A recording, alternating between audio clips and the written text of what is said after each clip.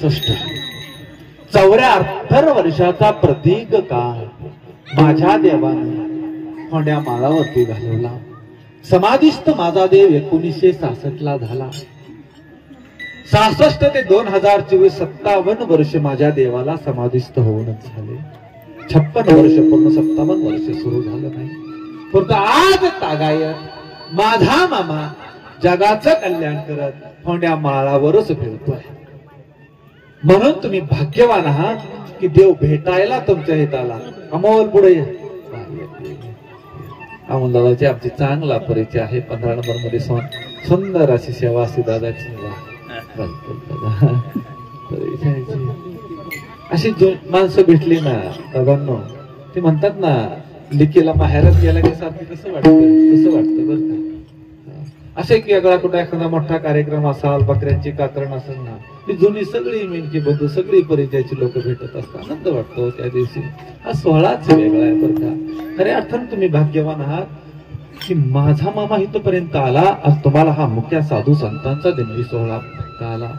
ही साधी सुधी बकरे कुणाच्या वाडग्यातून परड्यातून कुठल्या बाजारातून विकत आणले नाहीत, लक्षात घ्या. अरे जगन्नाथानं जगाच्या कल्याणासाठी वावरा मगन माझ्या मेंढी माऊलीची उत्पत्ती केली आणि ती मेंढी माऊली जगन्नाथ राखत राखत जगाचं कल्याण करत निघाला. अरे तीच बकरी खंडेरायानं राखली, तीच बकरी महालिंगरायानं राखली, तीच बकरी बिरदेवानं राखली. एवढंच नाही, तीच बकरी पंढरीच्या पांडुरंगानं खांद्यावरती कांबळं टाकलं, हातामध्ये काठी घेतली आणि पायखान घालून बकरी राखली. आणि तीच बकरी माझा देव राखू लागला. त्या बकऱ्यांचं पाऊल या ठिकाणी लागलं. साक्षात ह्या शेतामध्ये पंढरी अवतरली. पंढरी अवतरली. माझ्या देवानं त्याला सांगितलं, अरे म्हणला कलियुगामध्ये समजा देव बोंबलत जातील आणि बाळू धनगराची तर घंटा वाजत राहील. बाळू धनगराचा ह्या कलियुगाच्या अंताला मोठ्या माळावरती मेंढी माऊलीचा दावा मारा. त्या मोठ्या माळावरती कलियुगाचा बाळू धनगर तुम्हाला भक्तीचा संजीवनी मळा फुलून दाखवाल. आणि आज 4 राज्यामध्ये 19 पालख्या मोठ्या माळावरती भंडाऱ्याची यात्रा भरवतात. जगाच्या काही प्रसंग घडला. जाता जाता जरा धावतो जाऊया. प्रसंग असा घडला, देव देवतांना ह्या कलियुगामध्ये अवताराला यायचंय. पण एक आठ होती, जो अवताराला जाईल तो 1000 जीवांना पोटभर अन्न घालेल. पहिली आठ आहे. तिकडं सुंदरा माता अप्पाच्या वाडीच्या गावामध्ये बहुतेक कुटुंबामध्ये सुंदरा मातेचा जन्म आहे. तिथं अक्कोळच्या गावामध्ये बाळाप्पा आणि उमाबाईच्या पोटी 3 मुलं जन्माला आली. पहिला अण्णाप्पा, दुसरा मयप्पा आणि तिसरा बहिराप्पा. हे 3 मुलं अक्कोळच्या गावामध्ये कुटुंब सुखात नांदतंय आणि अप्पाच्या वाडीच्या कुटुंब परिसरामध्ये बहुतेक कुटुंब सुखामध्ये नांदतंय. तिची सुंदरा मातेचा आणि मायाप्पाचा विवाह झाला आणि सुंदरा माता आपल्या अक्कोळच्या गावाला आली. पण जन्मल्यापासून लहानपणापासून त्या सुंदरा मातेनं आपल्या आई बापावर पंढरीची वारी केलेली. जसं चाला यायला लागलं, हलसिद्धनाथाची सेवा त्यांनी कधी सोडली नाही. पंढरीची वारी त्याची चुकलीच नाही. ती माई जन्माला आली आणि आई वळ्या बाळूत्यात घेऊन पंढरपूरला गेलेली. इतकं पुण्यश्रेष्ठ आहे, इतकं पुण्यश्रेष्ठ आहे. अशी सेवा भगवंताची करायची. आषाढी एकादशीचं वारी आहे, एकादशीचं व्रत आहे. आप्पाच्या वाडीच्या हलसिद्धनाथाची अमावस्या कधी माई चुकत नाही, सेवा कधी चुकत नाही. विवाह झाला आणि ही माई अक्कोळच्या गावाला आली. परपंच्या वेलीसारखा वाढू लागला. कितीही जरी अडचण आली, ऊन असो, वारा असो, पाऊस असो, काही जरी असलं तर अप्पाच्या वाडीची हलसिद्धनाथाची वारी चुकली नाही आणि पंढरीची वारी कधीही चुकवली नाही. पुण्यश्रेष्ठ घडायला लागलं. पहिली मुलगी गंगावा झाली, दुसरा मुलगा भैरू झाला. कसल्याही अडचणीमध्ये माय थांबली नाही. पण 6 म्हणता 1890चं साल आलं आणि इकडे हलसिद्धनाथाला जगाच्या मालकाला प्रश्न पडला. त्या माईचं पुण्य इतकं मोठं झालंय की ते आता डोही जड व्हायला लागलंय. ह्या माईला काहीतरी दिलं पाहिजे. ही मागणाऱ्यातली नव्हती, मागून घेणारी नव्हती. तिच्या डोक्यात एकच माईचे असायचं, हलसिद्धनाथाचा चिमुटभर भंडारा आणि कन्या अभिलाचा प्रसाद लाख मोलाचा. बाकी काय बी नको म्हणायचे. पण देवाला कोणं पडलं, जसं माझ्या पांडुरंगाना तुकाराम महाराजांना सांगितलंय, बाबा तुकोबारा आहे काहीतरी मागा. कोडं पडलं तुकाराम पांडुरंगाला ना, तेव्हा तुकारामाने सांगितलं तुला दान द्यायचंय ना तर तुझा विसर न व्हावा हेच दे. तसं भक्त प्रल्हादाला नरसिंहांनी सांगितलं की बाबा तुला काहीतरी मागावं लागेल. मी तेच मागितलं की तू तुझ्या समोर सदा मला सदैव तू दिसला पाहिजे. देवाला देण्याची वेळ आहे आता. देवाच्या पुण्याचं वजन झालेलं आहे, दोही जड झालेला आहे. आणि मग हलशीनाथाने विचार केला की आता ह्या माईनं काहीतरी जोपर्यंत मागत नाही तोपर्यंत मी उतराही होऊ शकत नाही. आणि मग मागण्याचा विषय आला. मग 1890चा प्रसंग आहे. माई त्या वरच्या खडकाच्या मध्ये दर्शन घेतलं, वाड्यामध्ये आली आणि घोड्याच्या इथे साफसफाई करायला सुरुवात केली. तिथलं काम उरकलं, वाड्यामध्ये आली, झाडलोट सुरू झाली आणि एक म्हातार बाबा तिच्यापाशी आले. हातामध्ये काठी आहे, खांद्यावरती कांबळ आहे, पागुट गुंडाळलंय डोक्याला, भंडारा आहे, बसमाई लावलेलं आहे. आणि तो बाबा त्या आईला म्हणतोय, सुंदरा मातेला म्हणतोय, पोरी परपंचामध्ये कष्ट दिसत या. अरे एवढ्या येरझाऱ्या हलशीनाथाकडे घालतीया, काहीतरी देवाला माग केलं. लय मोठा देव आहे, तुझं म्हणणं ऐकल्याशिवाय राहणार नाही. माईनं हातातला झाडू हातात ठेवला आणि त्या बाबाकडे बघू लागले. सांगितलं, बाबा कोण्या गावासना आला, म्या तुम्हाला ओळखलं बी नाही. त्या याला हलशीनाथ म्हणले, हे पुरी म्या हितच असतो या. तुला जरी म्या दिसत नसलो तरी म्या तुला पाहतो या. तू सारखी ती सेवा तुझी चालू आहे ग पुरी. ती सेवा त्या हलशीनाथापर्यंत पोहोचली. फक्त तू इच्छा व्यक्त कर ग, तो पूर्ण करायला तयार आहे. माग, फक्त माग, तुला काय पाहिजे. त्या याला माझी माय बोलली, बाबा कोण आहात, कोण्या गावासना आला, मला काय बिठावं नाही. पण एक गोष्ट सांगते या, मला ह्या देवाकडून काय बी नको. ह्याच्या कृपेनं मी लय सुखात आहे. अरे ह्याचा चिमुटभर भांडारा घेती, परत माझ्या गावाला जाती, ह्याचा कन्या बिलाचा प्रसाद खाती, ह्याच्या जेवावर मी भिनगोर आहे. असं म्हणल्यावर ते बाबा म्हणू लागला, पुरे तुझ्या परपंचामध्ये जर अडचण नसती तरी 3-3 पाताळ शिवून तू लुगडं घातलं नसतं का नाही. काहीतरी माग नाही म्हणली, बाबा मला आग्रह करू नका, मला माझं काम करू द्या. ठरलेल्या दिवसाचं काम मला पूर्ण करून मला जावं लागतं. माझ्या कामामध्ये कुचराई झाली तर माझा देव नाराज होईल. ऐकलं नाही, आपलं काम सुरू केलं. हा म्हणता म्हणता 90 गेलं. नाना प्रकारे हलशीनाथानं सुंदरा मातेला विनवणी करण्याची प्रयत्न केला. 1890चं साल गेलं, 1891चं साल आलं. माईसाठी नाना प्रयत्न आहेत, वेळ नाही माझ्यापासून प्रत्येक महिन्याचं तुम्हाला सांगण्यासाठी. पण हा म्हणता म्हणता 1891चं साल आलं. फेब्रुवारी महिना आहे. फेब्रुवारी महिन्यामध्ये माझी माय हलशीनाथाच्या दर्शनाला आलेली आहे. त्या वेळेला हलशीनाथाच्या दर्शनाला आल्यावरती जशी पायऱ्या चढू लागली, जशी माई पायऱ्या चढती, वाड्याच्या पायऱ्या चढू लागली, तसा शंखनाद येऊ लागला. जशी पायऱ्यावरती शंखनादाचा आवाज वाढू लागला आणि माईनं पाऊल वर ठेवल्याबरोबर लख प्रकाश निर्माण झाला. जागच्या जाग्यावर स्तब्ध झाले आणि शंखनाद वाढला, गाभाऱ्यातून आवाज येऊ लागला, हे माई, हे सुंदराबाई, हे माझे मुली, हलशीनाथ जगाचा बाप तुझ्याशी बोलतोय. तुझी सेवा मोठी आहे. बाप तुला काय मागायचं ते आज हलशीनाथ जगाचा कारभार आत्ताच्या वाडीतून चालतो ना. भंडाऱ्याच्या गाडीचा मालक तुला सांगतोय, तुला काय पाहिजे ते. माई भयभीत झाली. आगाच्या अंगामधून भावाच्या धारा वाहू लागल्या. लक्ष प्रकाश काही दिसत नव्हतं. गाभाऱ्यातून प्रकाश बाहेर पडतोय. शंखनाद घुमला गेला, डोंगर वाजला गेला. आईनं स्वतःला सावरलं, देवाला हात जोडले, सांगितलं, हे देवा, आज धन्य झाली ही सुंदरा. आजपर्यंत केलेली तुझी सेवा, माझ्या पांडुरंगाची सेवा आज मी धन्य झाली. माझा देव माझ्याशी बोलतोय. देवा, अरे काय मागू तुला, आज तू माझ्याशी बोलतोय बाबा, त्याच्या परीस मला काय बी असं म्हणल्या बरोबर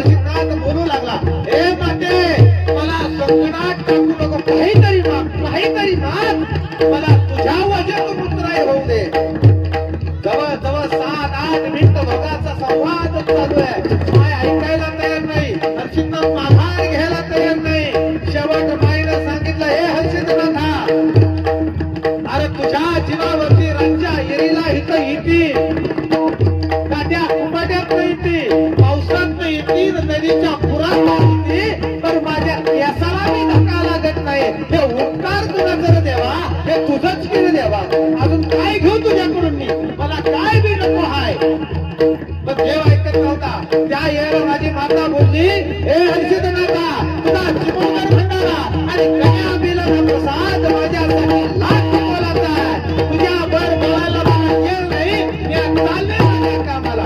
बाई उठली तिथून, तडा तडा तडा खाली उतरत आली, हातामध्ये झाडू घेतला आणि घोड्याच्या तबिल्यामध्ये आपल्या कामाला गेले. देव निराश झाला, प्रकाश शांत झाला. लोक पहिल्यासारखी वावरू लागली. काय झालं कुणाला काही कळलंच नाही. फेब्रुवारी महिना गेला, मार्च गेला, एप्रिल गेला, पण हर्षितनाथाला प्रश्न, माई आली ना, काही नाही काही कारणानं हर्षितनाथ विचारायचा. मे महिन्यामध्ये माईनं ठरवलं, आता हर्षितनाथाकडे जायचंच नाही. त्याचं दर्शन पायरीच्या खाल्लंच घ्यायचं, वर जायचं नाही. खडकाच्या मंदिरात दरवाज्यातच दर्शन घ्यायचं म्हणून सांगितलं माईने, आणि आपलं काम करायचं, गावाकडे जायचं, आपल्या घरला जायचं. त्या दिवशी मेच्या महिन्यामध्ये हर्षितनाथ 1891 साल, हर्षितनाथ पूर्ण तयारीने, आज माईला सोडायचं नाही, आज हिला काहीतरी मागायला भाग पडायचं. आणि माई आली सकाळच्या 7 वाजता मध्ये आली. 8 वाजता 9 वाजता माईचं काम सुरू झालेलं आहे. हर्षितनाथ वाट बघतोय, माझी माई आता तरी वरील, मी तिच्याशी बोलेल. अरे पण दुपारच्या 12 वाजता सूर्य माझ्यावरती आला. हर्षितनाथाला कळलं की आता ही माई येणार नाही. माझा देव आप्पाच्या वाडीचा हर्षितनाथ अरे गादीवर उठला. हातामध्ये त्रिशूळ डमरू घेतलं, डुंगरा लावला डोक्यावरती, डोळे अडकवले खांद्याला. जगाचा मालक उठल्याबरोबर विजेचा कडकडाट झाला. पावसाच्या सरी ऐन उन्हाळ्यामध्ये तळपत्या सूर्यामध्ये आल्या. रक्तप्रकाश निर्माणाच्या वाड्यामध्ये झाला. देव पायऱ्या उतरू लागला. देव पायऱ्या उतरतोय, डमरू शंखनाद धरतोय.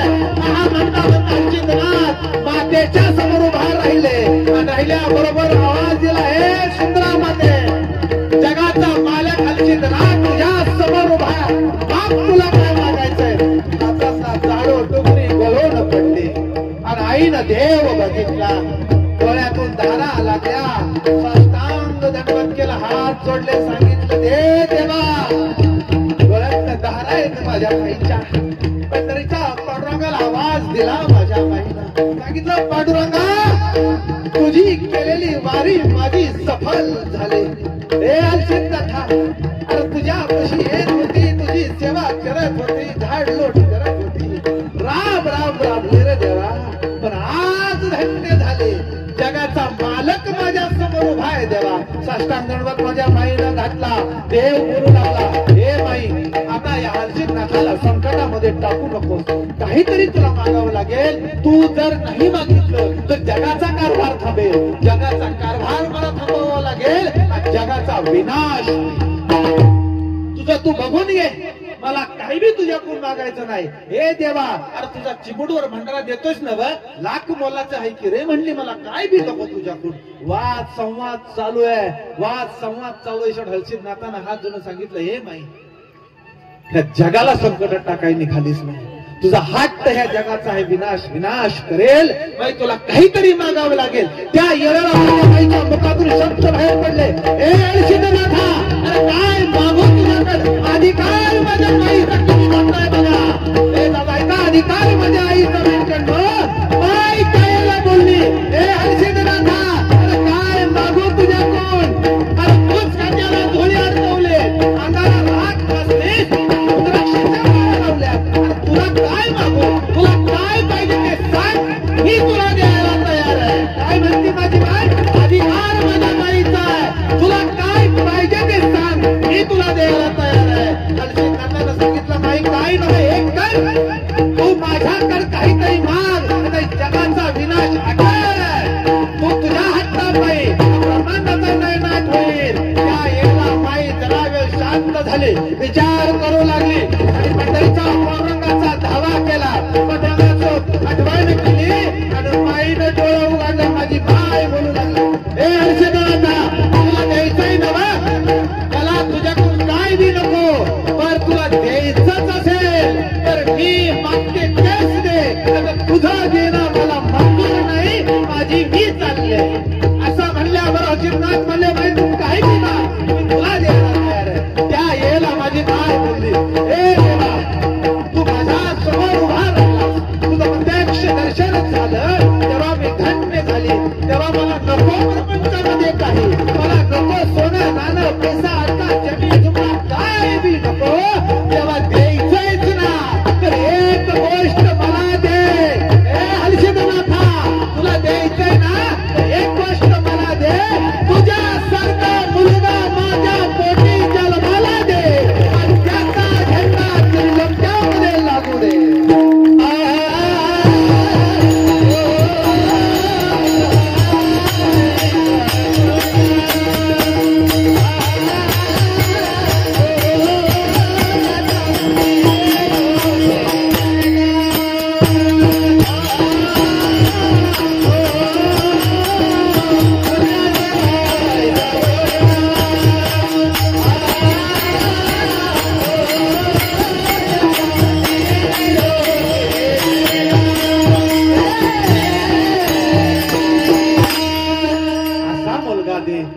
की ज्याचा झेंडा त्रिलोक्यामध्ये लागू दे. हलसिद्धनाथानं तथास्तु वर दिला आणि मग म्हणून आप्पाच्या वाडीचा हलसिद्धनाथ हा शिवशंकराचा अवतार माझ्या माईच्या पोटी अवताराला आला.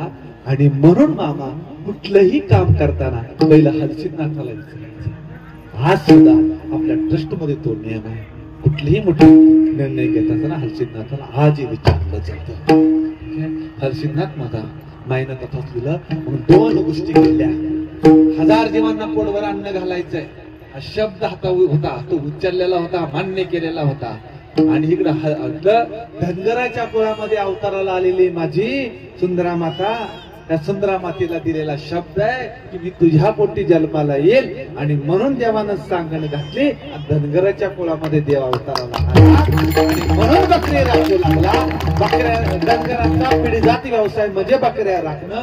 बकऱ्याच का निवडल्या तर मुख्या साधू संतांना राहिलेलं कर्म फेडण्यासाठी, देवाची संगती घडावी, देवाच्या चरणावरती शरण जाता यावं, त्याची सेवा करता यावी, त्याच्यावर राहता यावं, म्हणून बकरी मुख्य साधू संत बकऱ्याच्या रूपाने आले. आणि म्हणून त्या बकऱ्यांना वारोळामधून उत्पत्ती केली. आणि ती बकरी स्वतःच्या स्वहितासाठी सो ठिकाणी जागे आहेत. म्हणून बकरी चालताना सदैव मामाच्या चरणाकडे बघून चालतात. काय कुठे विश्वास आहे? संतांची पायी हा माझा विश्वास. संतांच्या हातात म्हटलंय का? संतांच्या छताडावर म्हणलंय का? डोक्यावर म्हणलंय का? पायावर म्हणलंय. हे तुम्हा आम्हाला जरी नाही कळलं तर त्या मुख्या साधू संतांना कळलं. म्हणून बकरी कधी बघा चालताना पायाकडेच बघून चालत्याल मामाच्या. तर मामा जेव्हा अवताराला आला त्या वेळेस माझ्या मामानं सांगितलं, अरे म्हणलं हा बाळू धनगराचा परपंच आहे, त्याला करायचंय नव, हातामध्ये टाकणं घालून करा, म्हणजे लिनतेनं करा, नम्रतेने करा, सहनशीलतेनं करा.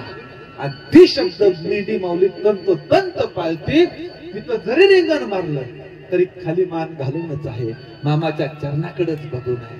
ठीक आहे. आणि म्हणून या मुख्या साधू संतांना माझ्या देवानं माझ्या मामानं बरोबर घेतलं आणि देव बकरी राखू लागला. देवाला अवताराला येण्याची तयारी झाली. देव अवताराला येण्याची तयारी झाली. हा म्हणता म्हणता माझ्या माईला दिवस गेले. पहिली मुलगी गंगाबाई, दुसरा मुलगा भैरू आहे आणि तिसऱ्या अपत्यासाठी माझ्या माईला दिवस गेले. हा म्हणता दिवस पुढे सरकू लागले. साक्षात जगाचा मालक अवताराला येणार आहे. नाही तिचं बोरं खायची, माती खायचं डोळ्याला लागलंच नाही तर माझ्या माईला. माईनं जसं दिवस गेलं ना आपली लीला ह्या शिवशंकरानं दाखवायला सुरुवात केली. कधी माझ्या माईनं आपल्या धन्याला म्हणावं, धनी माझा नंदी कुठं आहे, आकार तांडव तिनं करावं, हा आकार माझा बाबा. ह्या मायाप्पानं जाऊन कुणाच्या तरी परड्यातला वाडग्यातला बैल घेऊन यावा आणि तो बैल घरासमोर बांधावा, माझ्या माईनं घरात नाही यावं, त्याला भाकरी चारावी, त्या पाठीवरती थाप टाकावी आणि त्याच्याशीही तो कसं करावं. पण हा शिवशंकर अवतारालाच आले नाही पाहिजे म्हणून काळ्या शक्तींनी खूप प्रयत्न केले. पण जगाचा बाप आहे ते काळ आहे, तर हा महाकाळ आहे. तू मानलाच नाही, सांगायला वेळ नाही. जन्माचा शेवट तू भरपूर सांगता येतं, अवतो जावं लागणार आहे. हा म्हणता 2 महिने 3 महिने 4 महिने गेले, 5 महिने गेले. दिवसापाठी मागून दिवस जात होते. नाना लीला दाखवल्या माझ्या माईनं.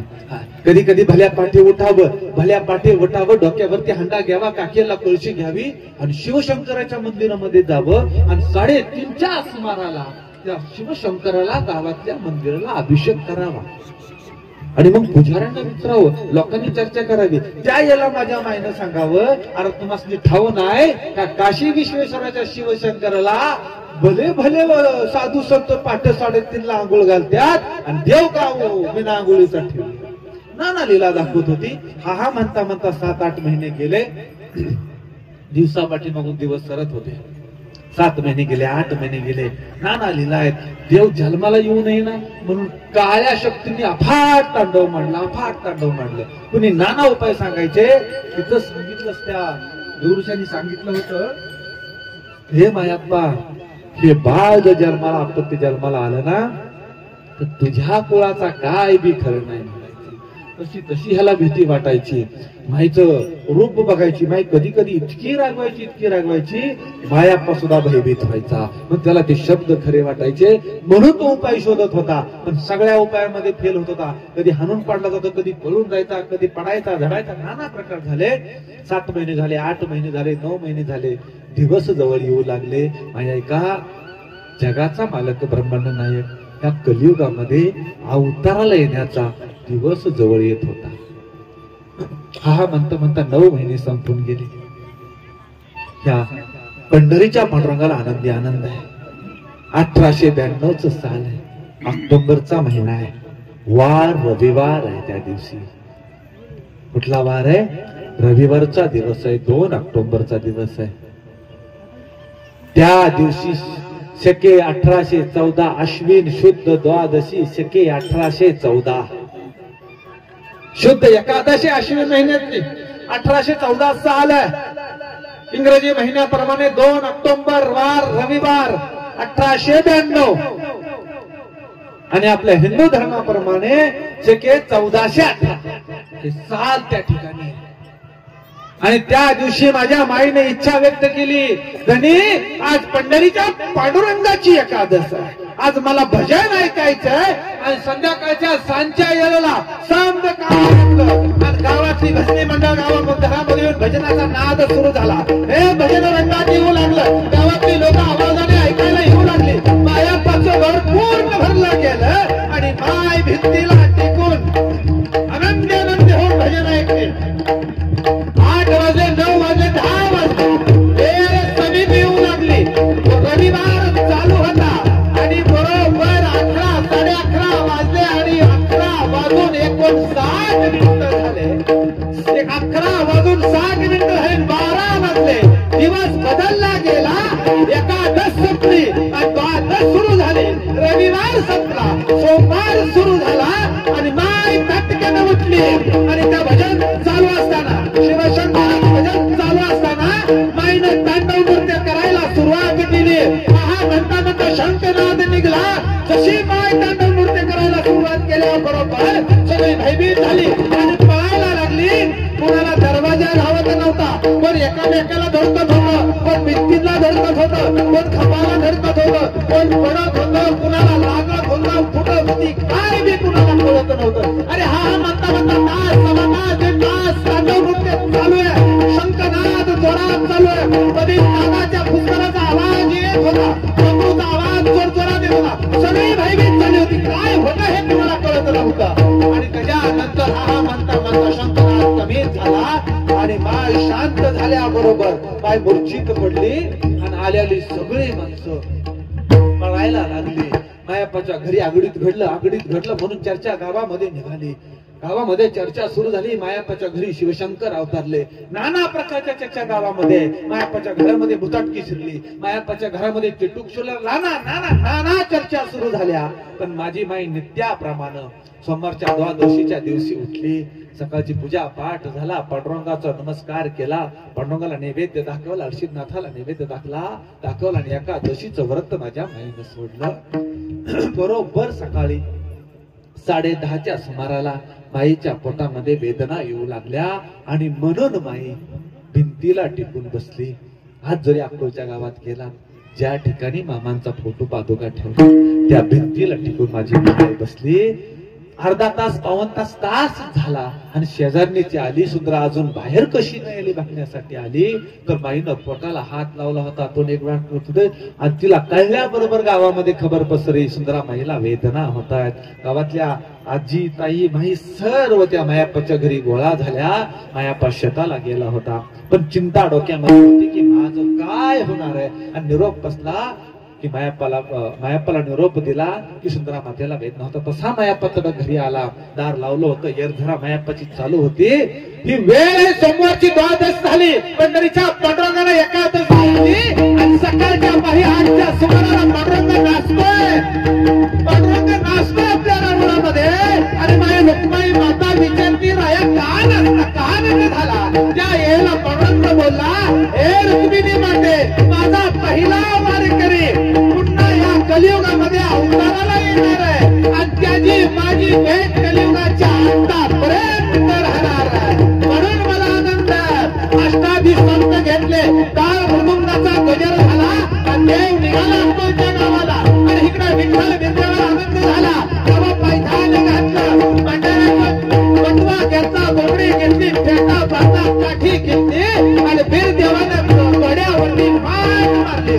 गड्याची उधळण केली. चांगल्याची गर्जना झाली आणि गिरदेव निघाला आमच्या गावाला. बोलते तिच्या महालिंगरायानं वाळंग सज्ज केला. कमरेला वाळंग घातला. अरे सगळे वाळंग गोळा केले आणि महालिंगराया निघाला अक्कोलच्या गावाला. सगळा वाळंग पोचला. बिरदेव पोचला. रंग पोचला. चांगल्याची गर्जना झाली. वाळंग वाजू लागला. एका आनंद ब्रह्मांडामध्ये पावसाच्या सरी सकाळच्या बाई येऊन गेल्या. हरणीचा कळप गिरक्या घालू लागला. कोकिळा गाणं म्हणू लागली. माझ्या लक्ष्मी माईनं हिरवा शालू नेसला. नाकामध्ये नटवली पवट भरला. हातामध्ये ताट घेऊन कोल्हापूरची अंबाबाई निघाली अक्कलच्या दिशेने. आणि अरे महालिंगराया समाधी उभे राहिले. त्रिशूळ डमरू घेतला. भस्म लावलं. भंडारा लावला कपाळे. बुमडी घेतली ढोईवरी आणि हर्षिदनाथ खडावा घातल्या निघाला अक्कलच्या गावाला. अष्टाधी संत आले. 33 कोटी देव सिंहासनावर उभा राहिले. देव अवताराला कलियुगामध्ये येणाऱ्या धर्माची स्थापना करायला. पण अनंत ब्रह्मांडामध्ये पक्षाचा किलबिलाट चालू आहे.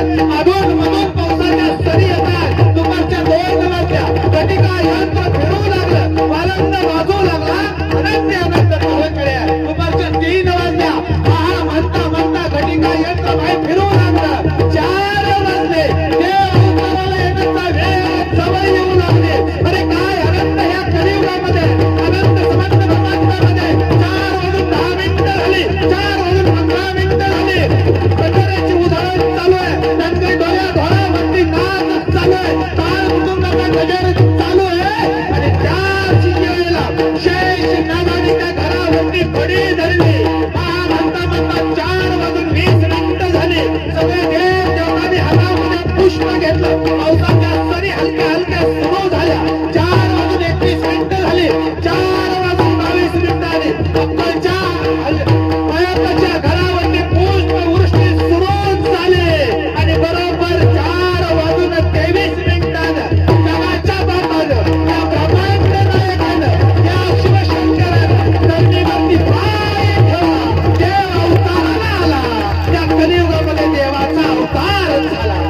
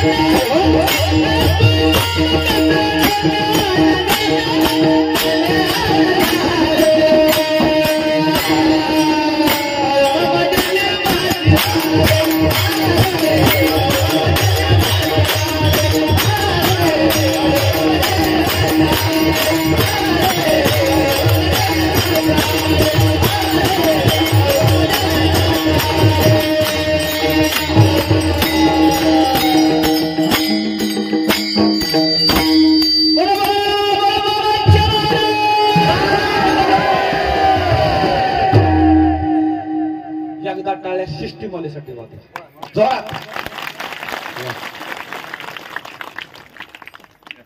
आता कसा फटायला परवा दिवशी तर नको नको झालं. जगाच्या मालकानं ह्या भूतलावरती ह्या काशी विश्वेश्वर शिवशंकरानं धनगराच्या कुळामध्ये सोमवारच्या दिवशी शके आश्विन शुद्ध द्वादशी शके 1418 मध्ये जन्म घेतला, अवतार घेतला. 3 ऑक्टोबर 1892 वार सोमवार. एक साधं लक्षात घ्या वारकऱ्यांनो, एकादश कुणाची? एकादश पटकन बोला. पांडुरंगाची. द्वादश कुणाची? ज्याची एकादश त्याची द्वादश. सोमवार कोणाचा? महादेवाचा. एकादशीच्या दिवशी महादेव अवताराला आला, म्हणजे ह्या जगदुनियेला मामाचं आणि पांडुरंगाचं नातं दाखवून गेला. का शुद्ध द्वादशी निवडली? ठीक आहे, हे नातं दोघांचं पांडुरंगाचं आहे, अटळ नातं आहे. एकादशीच्या दिवशी पंढरीचा पांडुरंग बकरी राखायला मामाच्या बकऱ्यात असतो. यावंच लागतं. 33 कोटी देवाला ह्या भंडाऱ्याच्या गादीला हजेरी लावावीच लागते. बंधनच आहे, सुटूच शकत नाही. आईने मागितलेला वरच त्याचा आहे. त्रिलोक्यामध्ये झेंडा बाळू धनगराचाच लागणार. आईने मागितलेला अखेर जाऊच शकत नाही. आई देव अवताराला आला. देव लहानाचा मोठा होता. बालपणी नाना लीला माझ्या देवानं दाखवल्या, नाना लीला दाखवल्या देवानं. तो देव लहानाचा मोठा होत होता आणि देव रागायला लागला. धन्य माई सुखावली का? आनंद झाला धन्य माईला. एवढं एवढं पाऊल त्या धर्मी मायवरती लागलं. तर हात माझ्या देवानं टेकवावं. पायातलं